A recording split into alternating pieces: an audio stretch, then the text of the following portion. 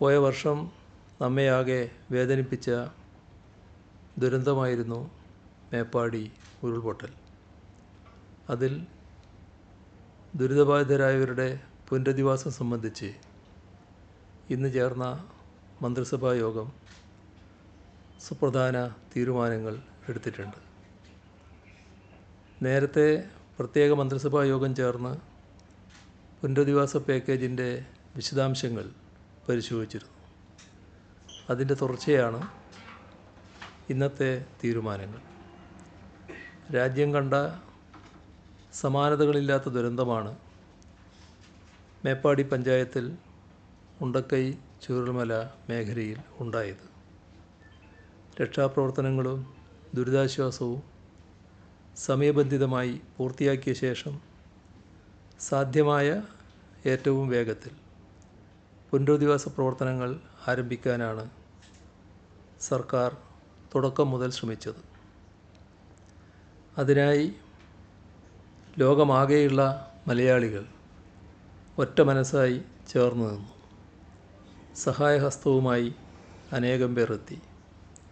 ദുരന്തബാധിതരുടെ പുനരധിവാസത്തിനായി ലഭിച്ച സഹായങ്ങളെയെല്ലാം ഏകോപിപ്പിച്ച് സമഗ്രവും സുതാര്യവുമായ സംവിധാനം രൂപീകരിക്കുന്നതിനായാണ് സർക്കാർ ശ്രമിച്ചത്. തെരഞ്ഞെടുപ്പ് പെരുമാറ്റച്ചട്ടം ഉൾപ്പെടെ ഉണ്ടായിരുന്നുവെങ്കിലും സമയബന്ധിതമായി പുനരധിവാസം പൂർത്തിയാക്കാനാണ് ലക്ഷ്യമിടുന്നത്. കിടപ്പാടം നഷ്ടപ്പെട്ട എല്ലാവരെയും ഒരേയിടത്ത് പുനരധിവസിപ്പിക്കാൻ കഴിയുന്ന രീതിയിൽ ഭൂമി കണ്ടെത്താൻ വയനാട്ടിൽ പ്രയാസമുണ്ട്. വീട് വെച്ച് നൽകുക എന്ന് മാത്രമല്ല പുനരധിവാസം എന്തുകൊണ്ട് ഉദ്ദേശിക്കുന്നത്. എല്ലാ രീതിയിലും ദുരന്തത്തെ അതിജീവിച്ച് ജീവിതം മുന്നോട്ട് കൊണ്ടുപോകാനുള്ള ഉപജീവന മാർഗങ്ങൾ ഉൾപ്പെടെയുള്ള പുനരധിവാസം യാഥാർത്ഥ്യമാക്കുകയാണ് ഉദ്ദേശം. അതിന് സഹായവുമായി മുന്നോട്ട് വരുന്ന എല്ലാവരെയും ചേർത്ത് പിടിക്കും.